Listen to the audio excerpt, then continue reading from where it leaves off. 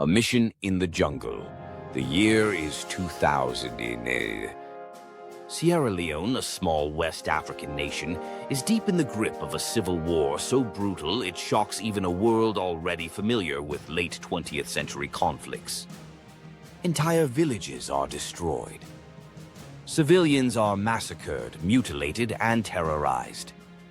Rebels carve their reputation not only with bullets but with machetes, leaving behind a generation scarred for life. In this chaos, a militia calling itself the West Side Boys controls a patch of jungle territory near the capital, Freetown. They are a bizarre, terrifying mix of young fighters in stolen uniforms, often high on drugs, wearing wigs, sunglasses, and women's dresses, yet carrying AK-47s and RPGs. Their leader, Brigadier Fode Calais, rules by fear and unpredictability. It is in this jungle that 11 British soldiers, part of a routine patrol, are taken hostage. The rebels parade them as trophies, threaten to kill them, and use them as bargaining chips. Negotiations are attempted, but the West Side Boys are unstable, and the hostages' fate hangs by a thread. Back in London, Prime Minister Tony Blair faces a decision. Diplomacy has reached its limits. To save the soldiers, Britain must send its most elite warriors into the heart of the jungle. The task falls to the Special Air Service, SAS, supported by paratroopers from the Parachute Regiment. The mission is codenamed Operation Barras, and it will become one of the boldest hostage rescues of modern times. This is the story of how a small group of men launched an assault against hundreds of rebels deep in hostile territory and brought their comrades home. Chapter 1. The Context. Sierra Leone's bloody civil war. Sierra Leone in the 1990s was a land consumed by violence.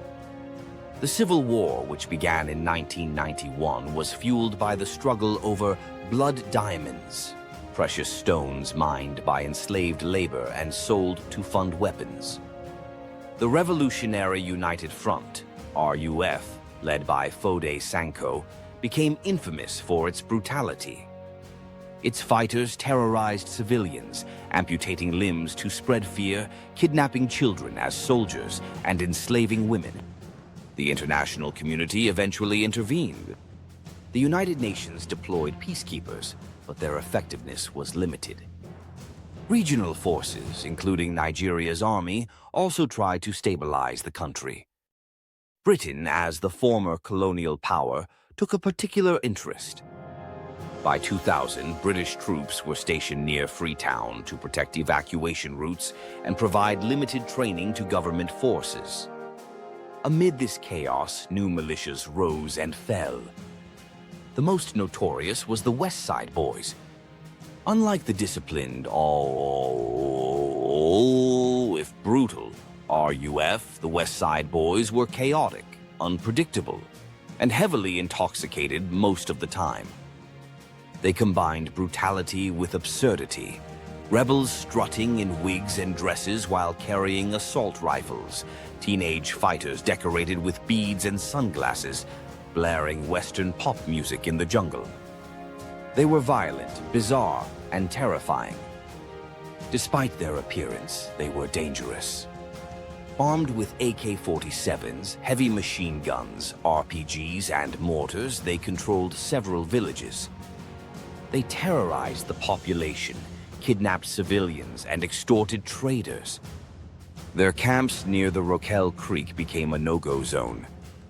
It was into this territory that a routine British patrol of 11 men, soldiers from the Royal Irish Regiment, would stray. Chapter 2. The Hostage Crisis. On 25 August 2000, a patrol of the Royal Irish Regiment was returning from a reconnaissance mission when it was surrounded by dozens of armed rebels. Outnumbered and ambushed, the soldiers were taken prisoner and marched into the West Side Boys' jungle camps. The rebels celebrated their catch. For them, the soldiers were bargaining chips against the government and a symbol of power against the outside world. They dressed some of the soldiers in women's clothes, forced them to pose for photographs, and paraded them in front of villagers. Negotiations began. British diplomats, working with Sierra Leonean intermediaries, attempted to secure the soldiers' release. The West Side boys demanded food, weapons, vehicles, and recognition. They released some hostages in exchange for supplies, but others remained captive. The longer the crisis dragged on, the greater the risk. Reports filtered back to London. The soldiers were being moved between camps. The rebels were growing more aggressive, and executions were possible. Tony Blair's government weighed options. Could all the hostages be freed peacefully? The SAS concluded that the danger was too great. A military operation was inevitable. But such an operation would not be easy. The West Side boys' camps were scattered in dense jungle, guarded by hundreds of fighters. Any rescue would require speed, surprise, and overwhelming force at the right moment. Planning began in total secrecy. Chapter 3: Planning the Rescue. By early September 2000, it was clear that negotiations could not guarantee the release of all hostages. The West Side boys were erratic, armed, and increasingly hostile. Intelligence suggested that the soldiers might soon be executed or moved deeper into the jungle. The British government authorized a rescue mission. The responsibility fell to the 22nd Special Air Service Regiment, SAS, Britain's most elite special forces unit. Alongside them, elements of the 1st Battalion, Parachute Regiment, 1 Para, were tasked with providing heavy fire support. The Special Boat Service, SBS, also contributed, offering amphibious expertise. Preparation was meticulous.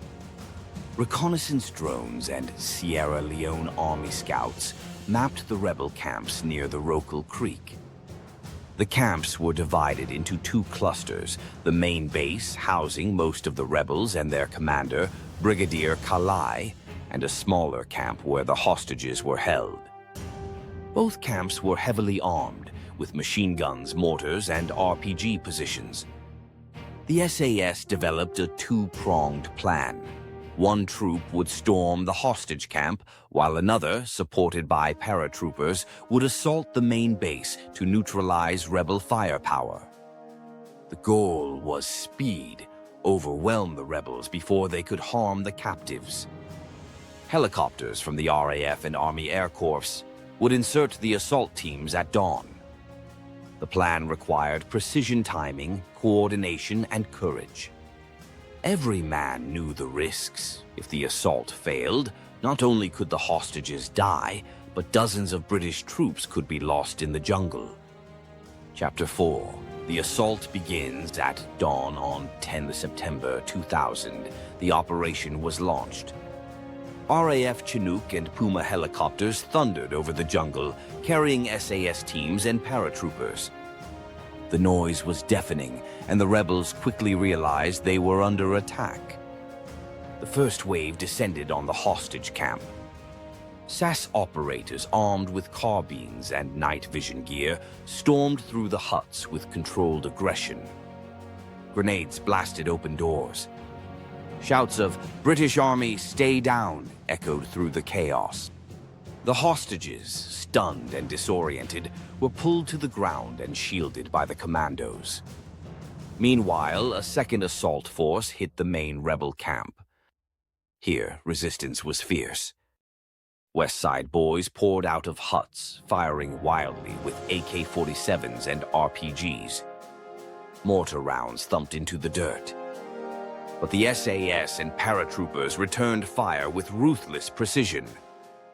Machine guns mounted on helicopters raked the tree line, while British snipers picked off rebel leaders. The jungle roared with gunfire. Within minutes, dozens of West Side boys lay dead or wounded. The rebels fought back chaotically, but they were no match for the professionalism and firepower of Britain's elite troops. At the hostage camp, one by one, the British prisoners were secured and evacuated toward the landing zone. The SAS moved with speed, clearing each hut, ensuring no captives were left behind. For the hostages, it was the end of a nightmare. Chapter 5. Fire and Sacrifice. The assault was not without cost. During the firefight, one SAS soldier was killed and several others wounded. The operation hung on a knife's edge. Helicopters hovering under fire, rebels still resisting, hostages being hurried aboard. But discipline carried the day. Every section of the plan unfolded with brutal efficiency. The main rebel base was overrun, weapons caches destroyed, and command structures shattered. Brigadier Kalai fled, abandoning his men. The hostages were safely loaded into helicopters and lifted out of the combat zone. In less than 30 minutes, a battle involving hundreds of rebels had turned decisively in Britain's favor. The precision of the SAS, combined with the firepower of the paratroopers and the speed of the helicopters, ensured victory. The price was painful but limited, one life lost to save many. For the West Side boys, the outcome was catastrophic. Scores were killed, their camps burned, and their leadership shattered. Survivors fled into the jungle, broken and demoralized. Chapter 6. Aftermath. The end of the West Side boys. The immediate result of Operation Barras was the safe rescue of all British hostages. But the long-term impact was even greater. The West Side boys, once feared as unpredictable and uncontrollable, were effectively destroyed as a fighting force. Without their camps, weapons, and leaders, they melted away. Within weeks, the militia ceased to exist as an organized threat. Politically, the operation was a triumph for Tony Blair's government. It demonstrated Britain's resolve to protect its citizens and soldiers, no matter where they were held. Internationally, it was seen as a textbook example of Special Forces effectiveness. The raid became a symbol of the SAS's legendary reputation. In Sierra Leone, the destruction of the West Side boys was a turning point. It strengthened the government's position, boosted morale, and signaled that international powers were committed to ending the war. Within 2 years, the Civil War itself came to an end, with a peace agreement and the disarmament of most militias. Chapter 7. Lessons of Operation Barras. Operation Barras entered military history as one of the most successful hostage rescues of the modern era. It showed the value of speed, surprise, and overwhelming force in such missions. It also underlined the importance of detailed intelligence and careful planning. For the SAS, the raid reaffirmed their reputation as one of the world's most capable special forces. It became a case study in training manuals, demonstrating how to balance the need to protect hostages with the need to eliminate threats.